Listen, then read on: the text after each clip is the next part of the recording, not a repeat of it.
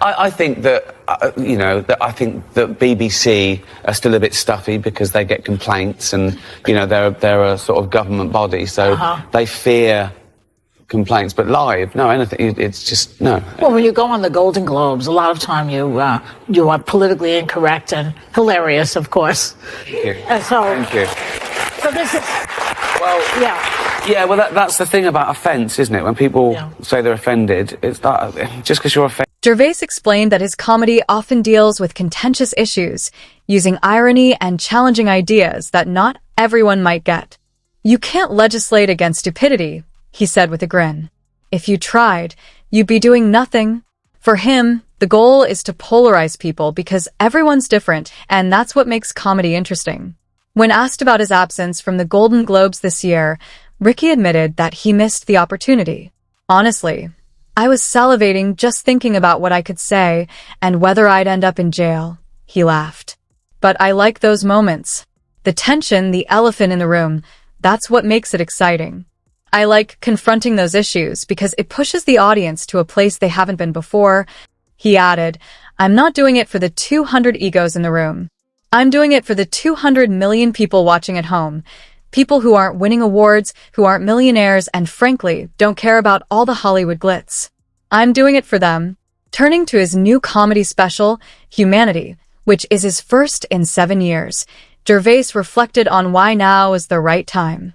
I didn't leave stand-up on purpose, he said. I was doing other things, making TV shows, movies. I always thought stand-up was my second or third thing. But now, I've changed my mind. Stand-up is where it all started. All of humanity. Please welcome back the fabulous and quite funny Ricky Gervais. So, before we get into what the special is about, the question everybody wanted me to ask you is, are you excited about the royal wedding? You can't even say it with a straight face. Am I excited about the royal family? Yeah. No. The royal wedding. No.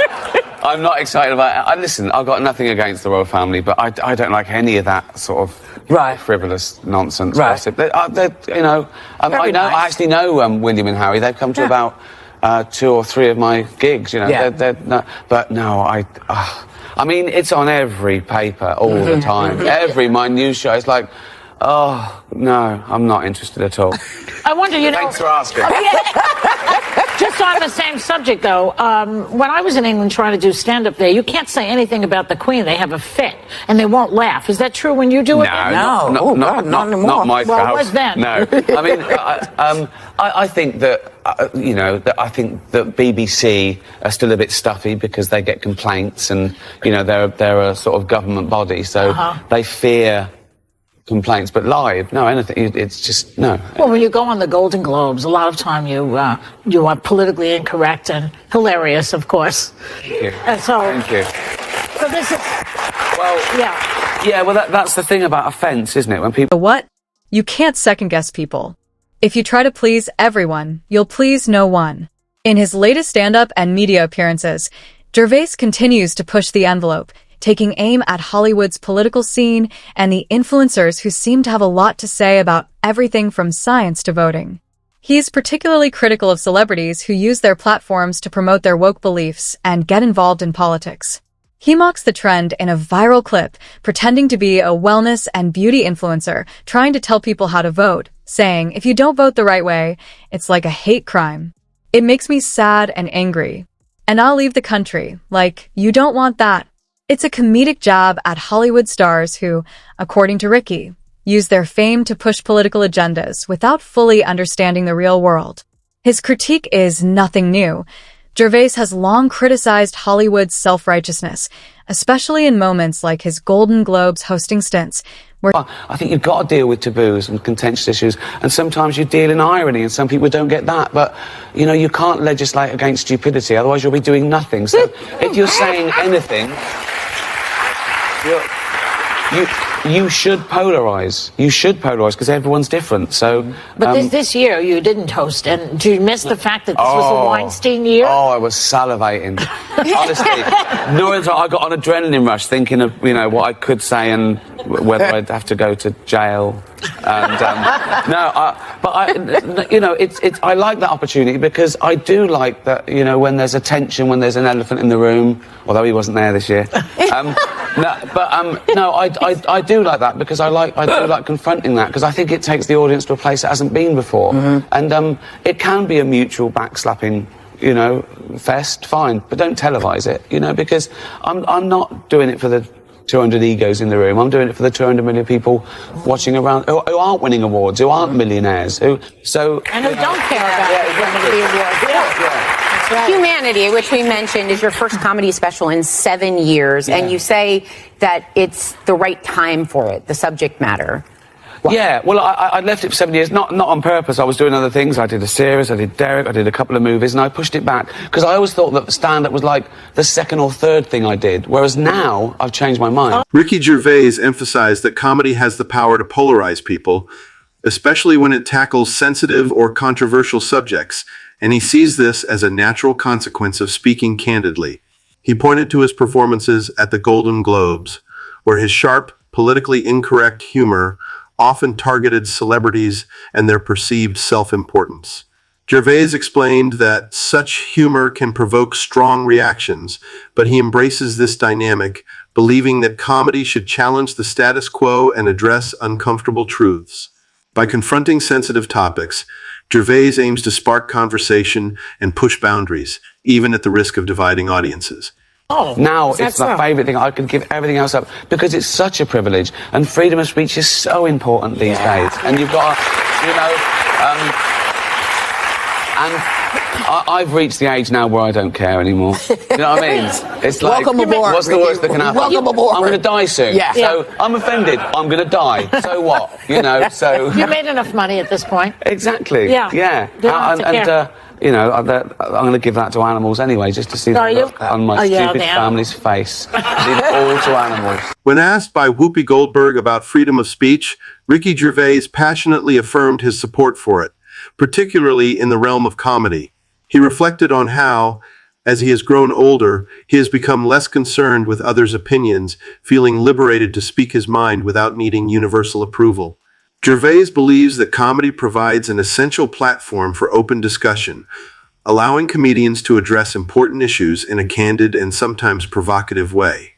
In today's climate, he views this freedom as more necessary than ever, as it encourages honesty and challenges societal norms. And you talk about your family. I do. This is the most personal. Again, I think for the same reasons. I think that it's nice to look back and it's a celebration. I talk about my mum and dad and who aren't with us anymore, and jokes about the mum and mum's funeral. Because that's what I think that's what humour's for. It gets us over bad stuff. So it's a sin. Not to joke about all the bad things, that's a waste. Because that's exactly what we should joke about. Yeah. I also feel that when you talk about people who have gone to the next world, whatever that is, that you're keeping them alive in a way. Well, yeah, they exist. They're still there. Yeah, of course. Yeah.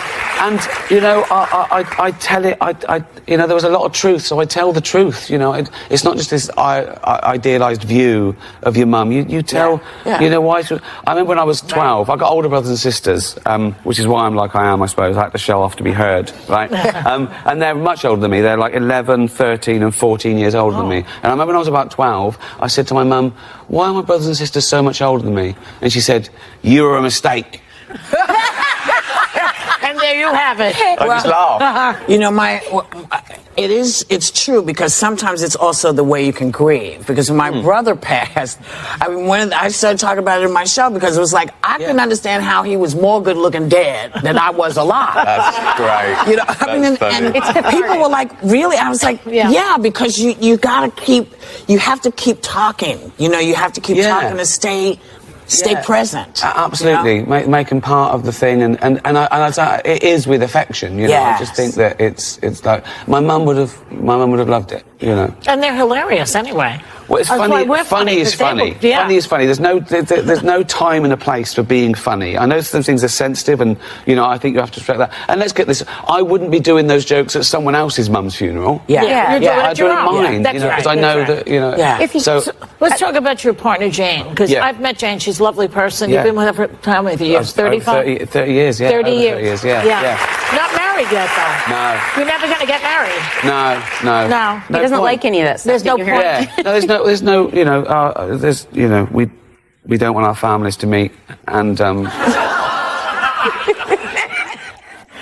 But you've said that the key to a happy relationship is separate bathrooms, which I totally agree with. That's a fact. Uh-huh. Yeah. And why is that? One less argument, isn't it? So it's great. It's lovely to have your space, and no, it's brilliant. Yeah. I know. I think so too. What about separate bedrooms now? Oh no. No. Let's not get crazy, Joy. I'm just asking. No, you're really active on Twitter. You have 13 million followers, and you love to engage with trolls. It's a fun pastime for you. Yeah. You post unflattering photos of yourself, which I think we have, mostly in the bath. What is it with your bath obsession? What's going on here? I love a bath. I think it's because when I was little, a bath was like a luxury. We could afford 2 a week each in the family. So now I think that's my luxury. Now you're gluttonous, laying in the bath. Honestly, my baths have got bigger and more luxurious. I have 1 or 2 a day, and so I've got the iPhone. So I think, and it's great to look. You're in that position, and those are taken all around the world. There was Oslo, and I do a relevant, bath pic wherever I go. They're very themed. Do you think They're very themed, yeah. Do you think that growing up poor like you did, and I grew up in a tenement, Whoopi grew up in a project. I was just in Iowa, so. She's from Iowa, whatever. Do you think that makes you funnier? Well, I think so, because that was the thing about growing up. I was born into poverty and welfare housing, and my dad was a labourer, mum was a housewife.